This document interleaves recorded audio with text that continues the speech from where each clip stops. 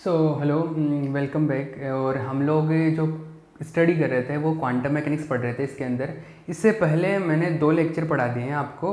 तो उनमें हमारा एक जनरल इंट्रोडक्शन था पहले लेक्चर में, तो कि क्वांटम मैकेनिक्स की ज़रूरत क्यों पड़ी, क्वांटम मैकेनिक्स क्या है, कहाँ से स्टार्ट हुआ था। दूसरा लेक्चर जो था उस लेक्चर में हमने ये पढ़ा था कि वेव क्या है और एक्चुअल में प्रकाश क्या है और प्रकाश कैसे उत्पन्न होता है। ये जो लेक्चर है ये इंट्रोडक्शन का लास्ट लेक्चर है। इसके बाद में चैप्टर वाइज चीज़ें स्टार्ट होगी।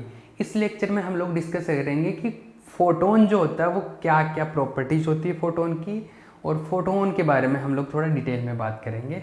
और फिर नेक्स्ट लेक्चर से हम लोग चैप्टर वाइज डिटेल स्टार्ट कर देंगे, ठीक है। तो हम लोग फोटोन के बारे में बात करेंगे। किसके बारे में? फोटोन के बारे में। तो देखो भैया, फोटोन जो होता है तो क्या होता है, किस तरीके से चीज़ें हुए, क्या है।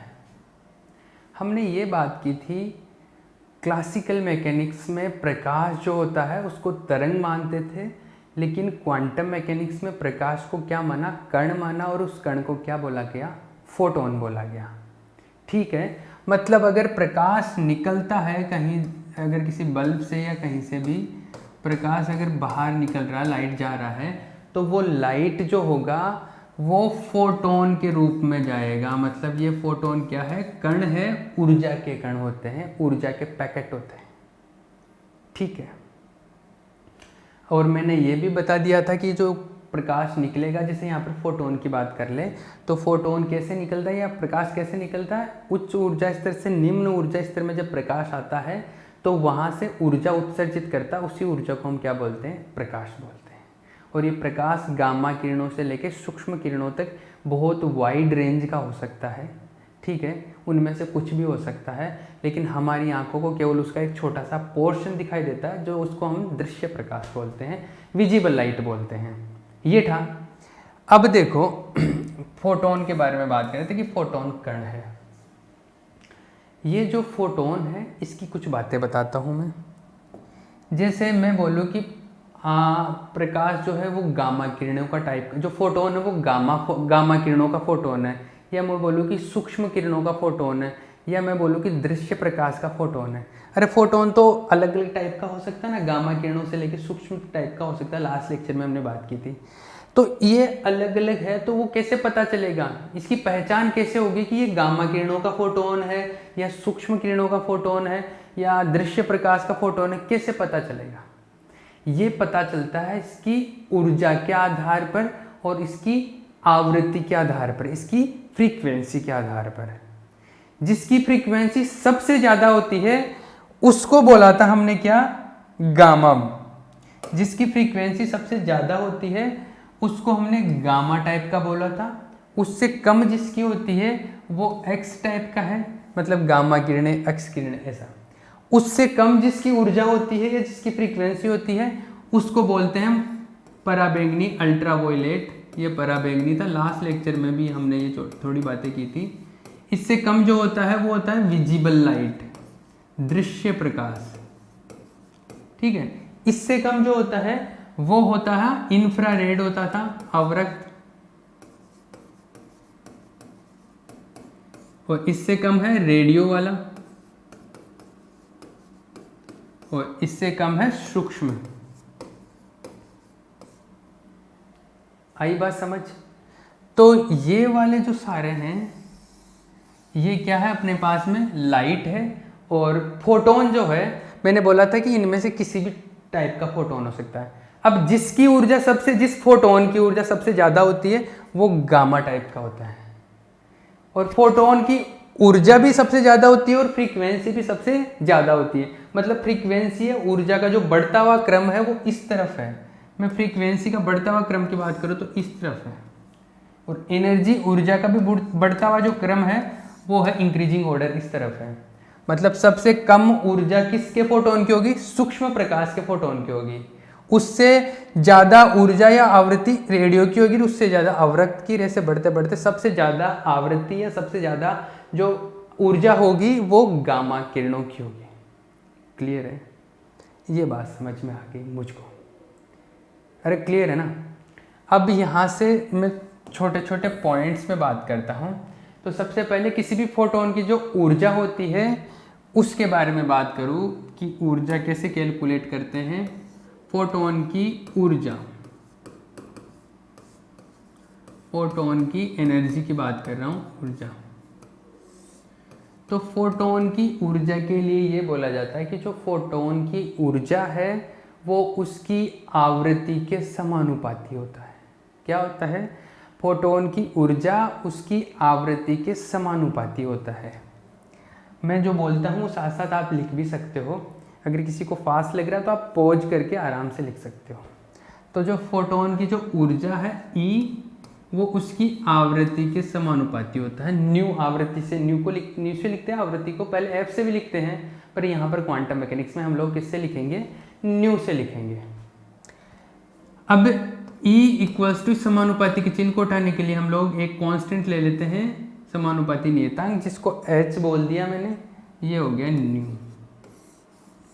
तो E इक्वल्स टू क्या हो गया? H new. ये जो H है इसको बोलते हैं प्लांक नियतांक, प्लांक कांस्टेंट है ये। जो H है वो क्या है? प्लांक कांस्टेंट है। ये जो H है प्लांक नियतांक है। मैक्स प्लांक एक साइंटिस्ट थे, उनके नाम पर रखा गया है। और H का जो वैल्यू होता है वो होता है 6.63 इंटू 10⁻34। इसका यूनिट होता है जूल सेकेंड। जूल सेकेंड इसका यूनिट होता है। ये H का वैल्यू था। तो यहाँ से ये पता चलता है कि किसी भी फोटोन की एनर्जी अगर कैलकुलेट करनी है तो उसकी आवृत्ति बता दो, आवृत्ति लिख दो, H तो कांस्टेंट है, H का वैल्यू रख दो, आवृत्ति का वैल्यू रख दो, उसकी फोटोन की क्या आ जाएगी? एनर्जी आ जाएगी। आई बात समझ में? तो कोई भी फोटोन है, जैसे गामा किरणों का फोटोन है, तो गामा किरणों के फोटोन की अगर एनर्जी निकालनी है तो उसकी गामा किरणों की जो आवृत्ति है वो लिख दो, वो फिर उसकी एनर्जी मिल जाएगी। क्लियर है? तो हर एक कोई भी किसी भी टाइप का फोटोन है उसकी पहचान कैसे होती है? उसकी आवृत्ति से होती है, उसकी फ्रीक्वेंसी से होती है।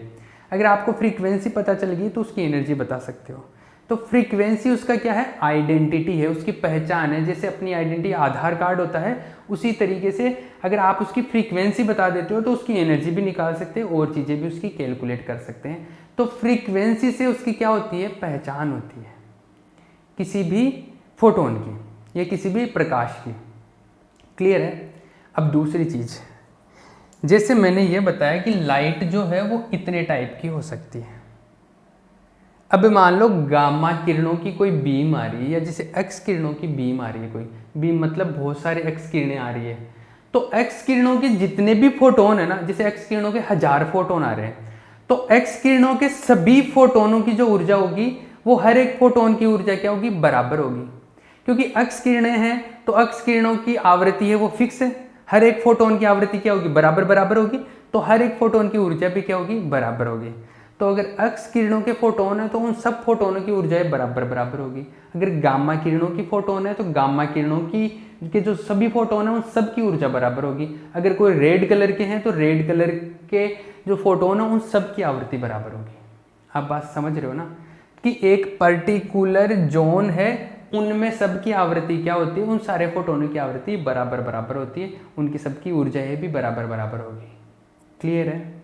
जैसे मैं अगर एक एग्जाम्पल की बात करूं कि मैं बोलूं कि आपको कोई रेड कलर के एक लाइट बीम आ रही है, रेड कलर का, लाल कलर का एक लाइट जल रहा है, और वहाँ से मेरे पास में एक बीम आ रहा है, मतलब लाइट का फोकस हो रहा है मेरे पर।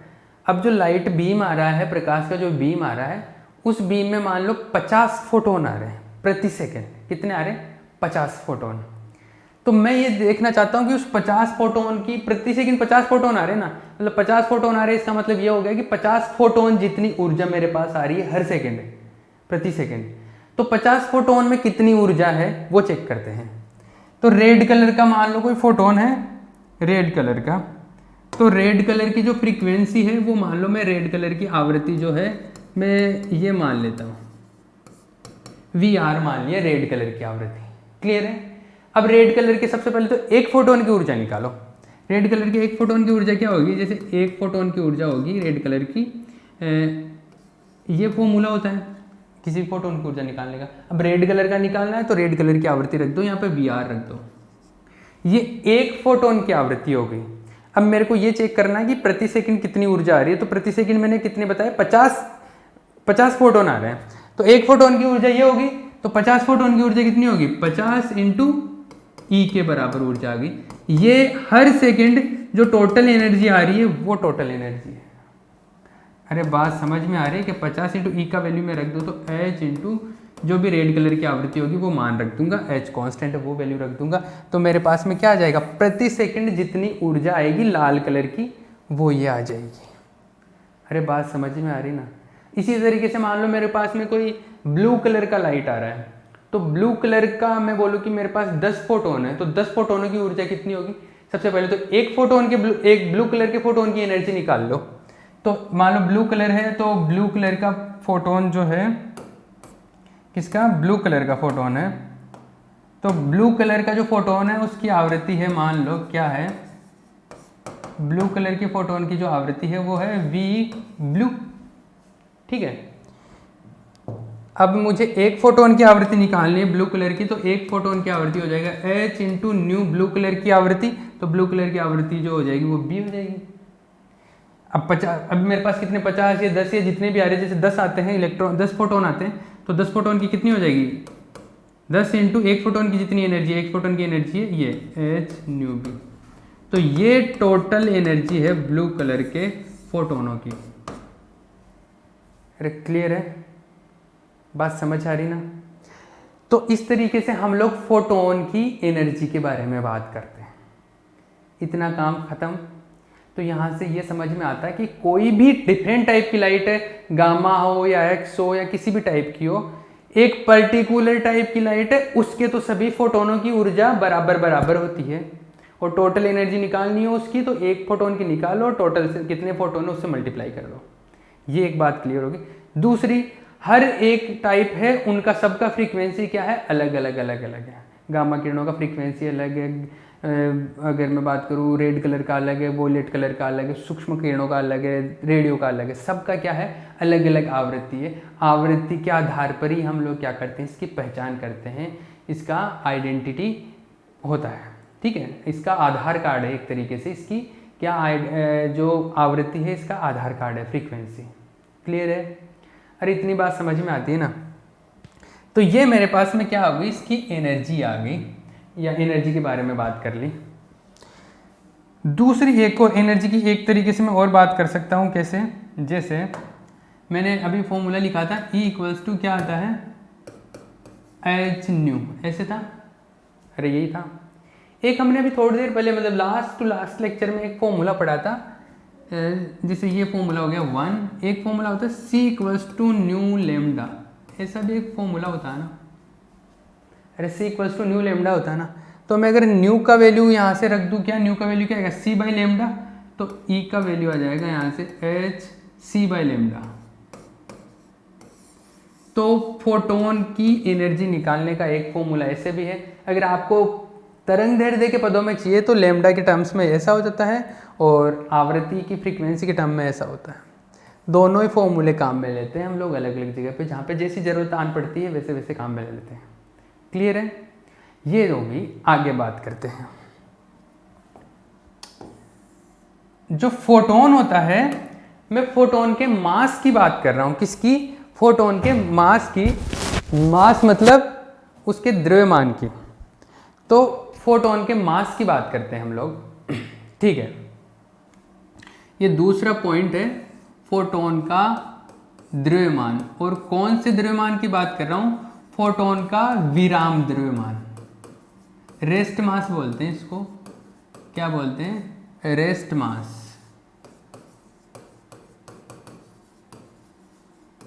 अभी मैं कुछ लिखवा नहीं रहा हूँ, मतलब ये जो है ये तो लिखना ही है आपको, साथ साथ मैं बोल के कुछ नहीं लिखवा रहा हूँ, क्योंकि इसमें जो एग्जाम में आएगा इनमें से आपको कुछ नहीं पूछेगा, लेकिन जो पूछेगा उसके लिए ये चीज़ें आना बहुत ज़रूरी होता है, इसलिए मैं ये बता रहा हूँ। तो जो फोटोन का विराम द्रव्यमान है, जिसको रेस्ट मास बोलते हैं, उसका क्या मतलब है, उसके बारे में बात करते हैं। यहाँ पर पहली चीज़ तो रेस्ट मास को जो है विराम द्रव्यमान को हम लोग लिखते हैं किससे, जनरली लिखते हैं हम लोग एम नॉट से, ऐसे लिख देते हैं एम नॉट, m0 जिसको बोल सकते हो आप। तो विराम द्रव्यमान का मतलब होता है जब फोटोन रुका हुआ है तब उसका द्रव्यमान क्या होगा। अब जो फोटोन का विराम द्रव्यमान है या जब फोटोन रेस्ट पर है, जब विराम अवस्था में, तब उसका जो द्रव्यमान होता है उसके द्रव्यमान को होता है जीरो। जीरो क्यों होता है, उसका विराम द्रव्यमान जीरो कैसे हुआ, वो बात करता हूँ। फोटोन जो है क्या है, फोटोन के बारे में ये बोला गया कि जब लाइट उत्पन्न होती है तब वो एक जगह से दूसरी जगह पे जाती है तो वो तरंग रूप में नहीं जाके कण के रूप में जाती है। मतलब कि मैं ये बात कर रहा हूँ कि लाइट जब एक जगह से दूसरी जगह पर जाती है तब हमने उसको फोटोन माना है। हम कभी ये बात नहीं करते कि जब लाइट रुकी हुई है तब फोटोन है। मतलब कि फोटोन का जो आइडिया है या जो फोटोन का कंसेप्ट है वो कब बनाया गया, जब प्रकाश या जो लाइट है वो एक जगह से दूसरी जगह पर चलती है तब। रुकी हुई है लाइट, उस चीज का तो कोई सेंस ही नहीं है। तो फोटोन तो बना ही तब है, या फोटोन का तो आइडिया ही तब काम करता है जब प्रकाश एक जगह से दूसरी जगह पर जाता है, मतलब चल रहा होता है। रुकी हुई कंडीशन का तो कोई बात ही नहीं है, उसका वो तो मीनिंगलेस बात है। तो फोटोन तो आइडिया ही तब है जब प्रकाश चल रहा हो। तो रुकी हुई सेंस में तो फोटोन का कोई मीनिंग नहीं है, तो वहां पर फोटोन के मास को हम लोग क्या मानते हैं, जीरो। तो वो हो गया विराम द्रव्यमान, उसका क्या हो गया, जीरो हो गया। अब दूसरी चीज, उसके गतिशील द्रव्यमान की बात करते हैं। फोटोन का गतिशील द्रव्यमान,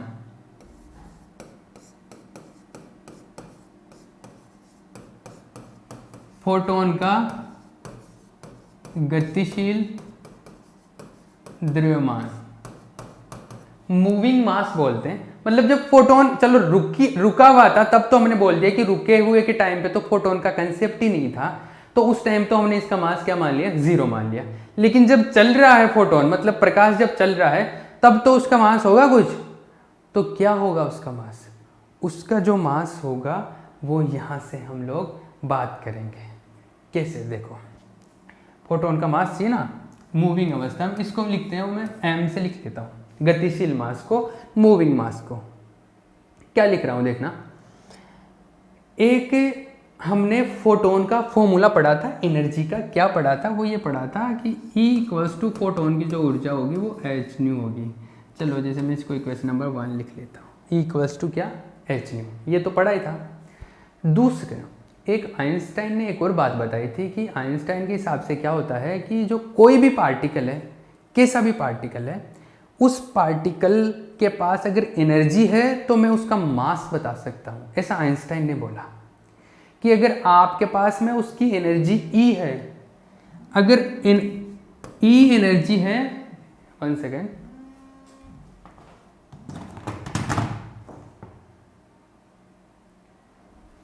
अगर आपके पास पार्टिकल का एनर्जी E है तो उसका जो मास होगा वो मास कुछ इस वे में लिख सकते हैं। मतलब उस एनर्जी को मास के पदों में, द्रव्यमान के पदों में ऐसे लिखते हैं, mc²। मतलब E इक्वल्स टू mc²। अगर किसी पार्टिकल का मास एनर्जी E है तो उसका जो मास होगा वो ये m होगा, और उसको इस तरीके से लिखते हैं, E इक्वल्स टू mc²। ये इक्वेशन नंबर 2 हो गया।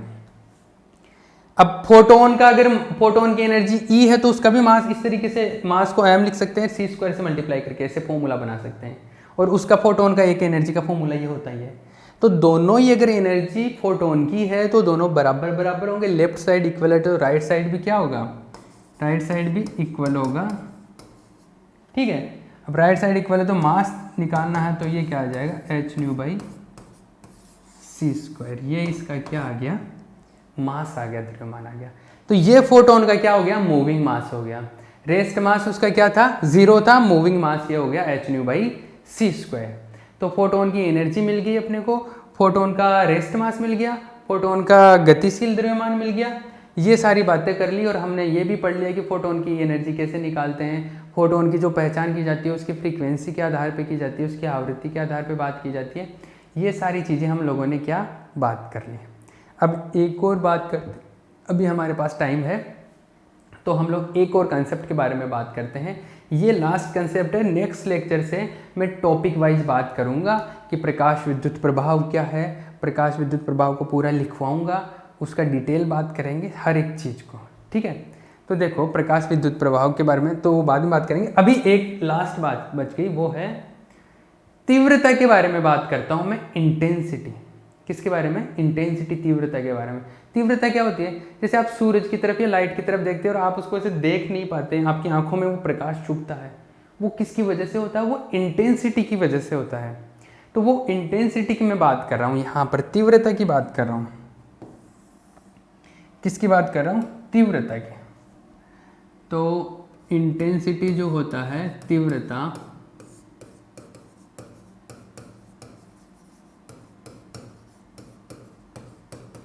तीव्रता को जनरली आई से लिखते हैं। किससे लिखते हैं? आई से।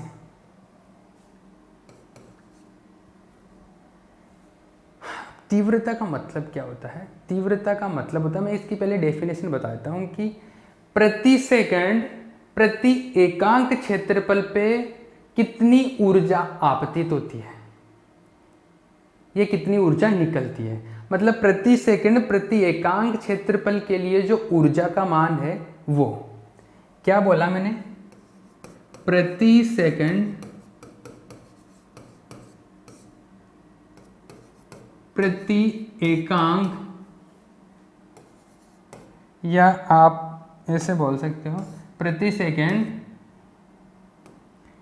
एकांक क्षेत्रफल के लिए ऊर्जा का मान तीव्रता को प्रदर्शित करता है। तीव्रता को प्रदर्शित करता है, उसको तीव्रता बोलते हैं।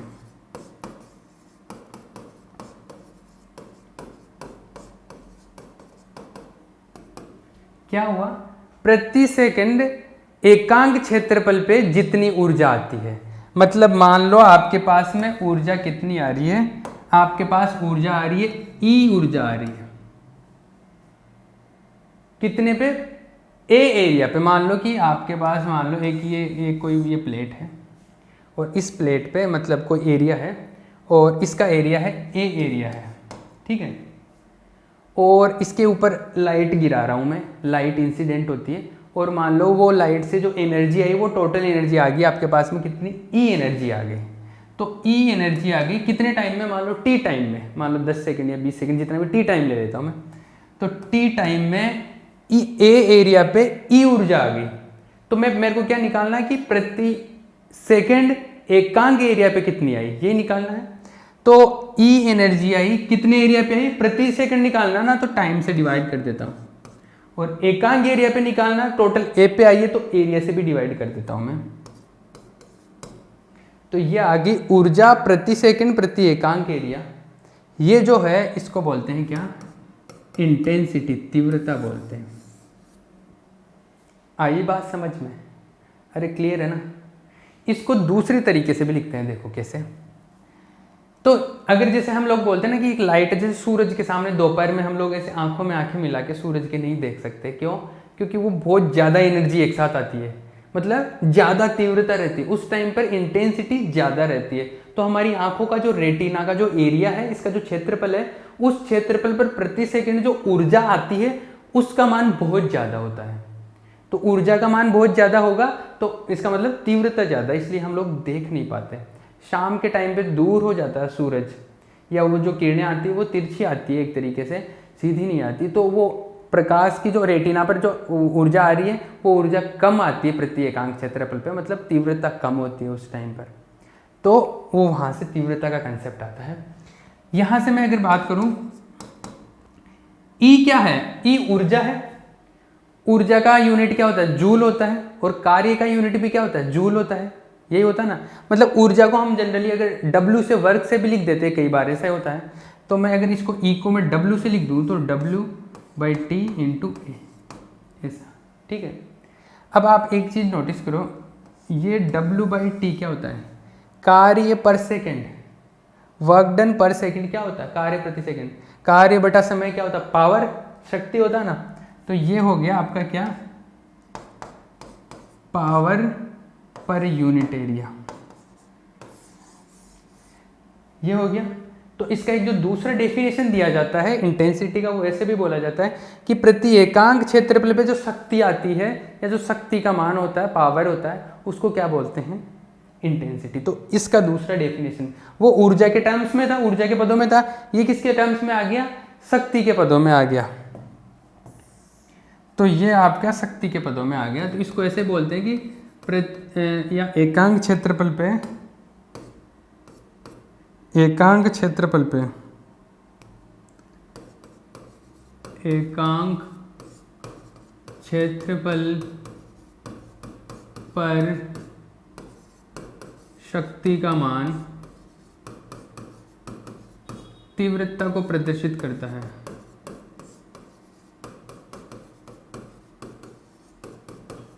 तीव्रता को प्रदर्शित करता है। क्लियर है? ये बात हो गई। तो ये इस तरीके से हम लोग इंटेंसिटी को अलग अलग तरीके से बता सकते हैं। ठीक है।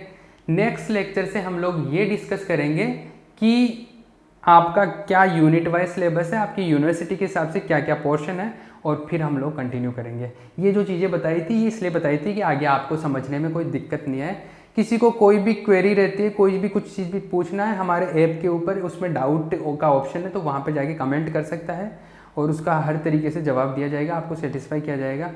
फिर भी उसका और उसके अलावा और भी कोई रिलेटेड डाउट है तो आप मुझे मैसेज कर सकते हैं, व्हाट्सएप कर सकते हैं, कॉल कर सकते हैं, तो आपका डाउट क्लियर किया जाएगा।